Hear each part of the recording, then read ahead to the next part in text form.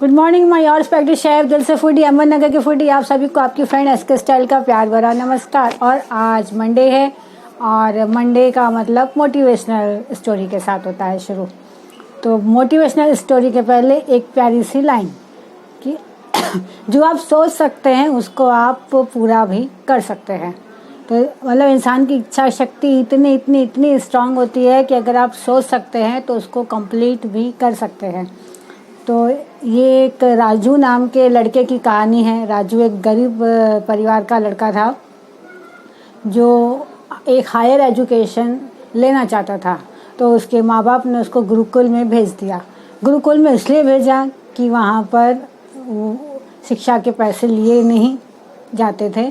वहाँ पे बस काम, शिक्षा के बदले में थोड़ा बहुत काम बच्चों से कराया जाता था और पूरी की पूरी शिक्षा मुफ्त होती थी। तो इसलिए राजू के माँ बाप ने उसको गुरुकुल में आगे की पढ़ाई करने के लिए भेज दिया। राजू वहीं रहता था गुरुजी के पास। पूरा दिन पढ़ाई के बाद जो गुरुकुल के थोड़े बहुत काम होते थे वो करता था। उसके बाद दिन भी बीतते गए। वहाँ जो उसके गुरु थे वो हमेशा एक ही लाइन बोलते थे कि इंसान की इच्छा शक्ति इतनी स्ट्रांग होती है, इतनी स्ट्रांग होती है कि वो कुछ भी कर सकता है। और ये राजू को ये बात समझ में आती नहीं थी। तो वो अपने गुरु से बोलता था कि गुरुजी अब हमेशा ऐसा क्यों बोलते हैं। तो बोलते हैं कि इंसान कुछ भी सोचे उसको पूरा कर सकता है, इतनी ताकत है। उसको हम प्रार्थना भी बोलते हैं। अगर हम प्रार्थना में कुछ भी मांगते हैं तो वो हमें मिलता है। तो ऐसे ऐसे दिन बीतता गया और राजू की शिक्षा भी पूरी होती गई। राजू ने गुरुकुल छोड़ दिया। उसकी सरकारी दफ्तर में एक नौकरी भी लग गई, शादी भी हो गई उसकी। और ऐसे ऐसे करते करते वो गुरुकुल बिल्कुल भूल ही चुका था। 20-22 साल बाद उसे अचानक से 2-3 दिन से रात में नींद नहीं थी आ रही। बेचैन था। उसे गुरुकुल और गुरुजी की शक्ल ही थी बार बार दिख रही। वो बेचैन था कि इतने सालों बाद उसके सपने में गुरुजी क्यों आ रहे।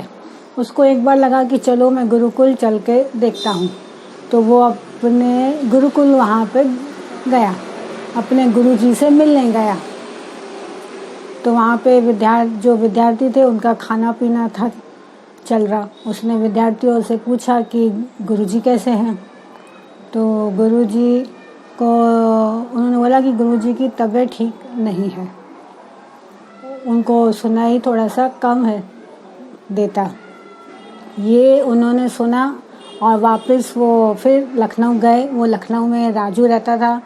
अपने एक पहचान वाले डॉक्टर से उन्होंने सुनने वाली मशीन का नंबर लिया और अपने गुरुजी के लिए अच्छी वाली मशीन ली। फिर से वो राजू वापस आया गुरुकुल में गुरुजी से मिलने। फिर दूसरे बच्चों से मिला कि गुरुजी कैसे हैं। तो बोला कि गुरुजी अभी काफ़ी बूढ़े हो गए हैं, सुनाई भी नहीं आता। तो राजू ने बोला क्यों, तुमने अभी तक मशीन नहीं है क्या ली। बोलते नहीं, गुरुजी बोलते हैं कि जो गुरुकुल में जो पैसे आते हैं उसके पैसे बस बच्चों की शिक्षा के लिए ही लगेंगे।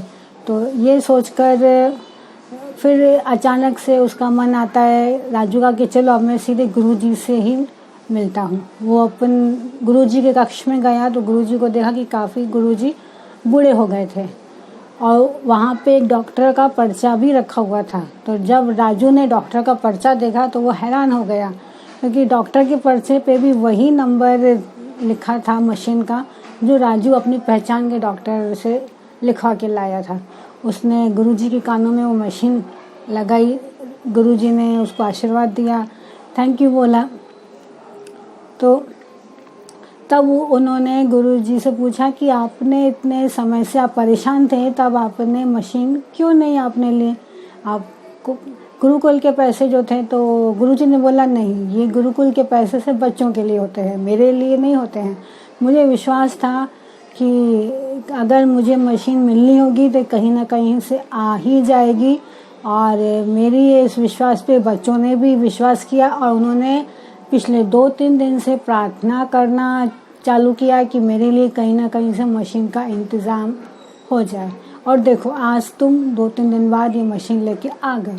तो ये होता है प्रार्थना का असर, इच्छा शक्ति का असर, कि मेरी तबीयत से गुरुकुल के बच्चे भी परेशान थे। उन्होंने दिल से इतनी प्रार्थना की कि तुम आखिर इतने सालों बाद भी तुम्हें मेरे पास आना ही पड़ा ये मशीन लेके।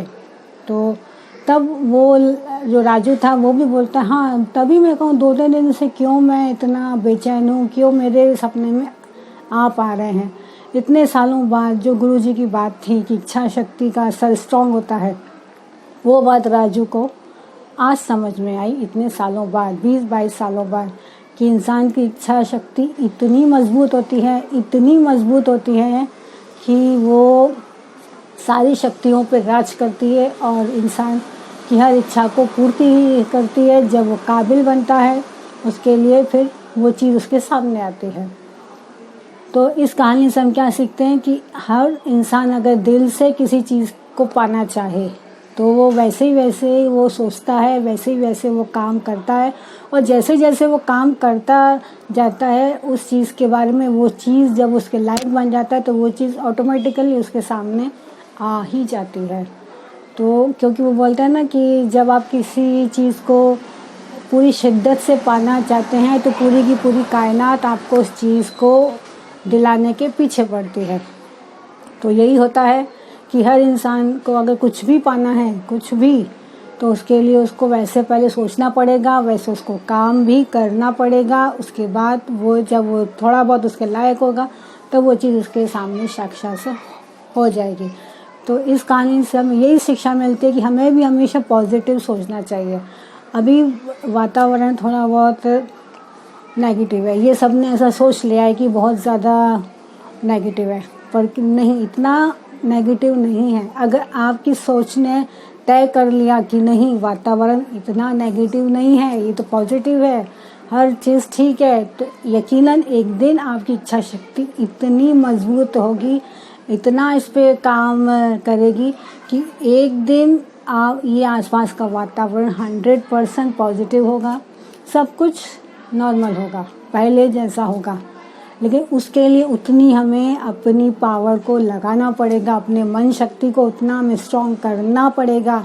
Everything is possible, everything is positive. अगर आपने ये चीज़ सोचना शुरू कर दी तो यकीनन एक दिन आपके सामने आएगा कि सब वो अच्छा ही होगा।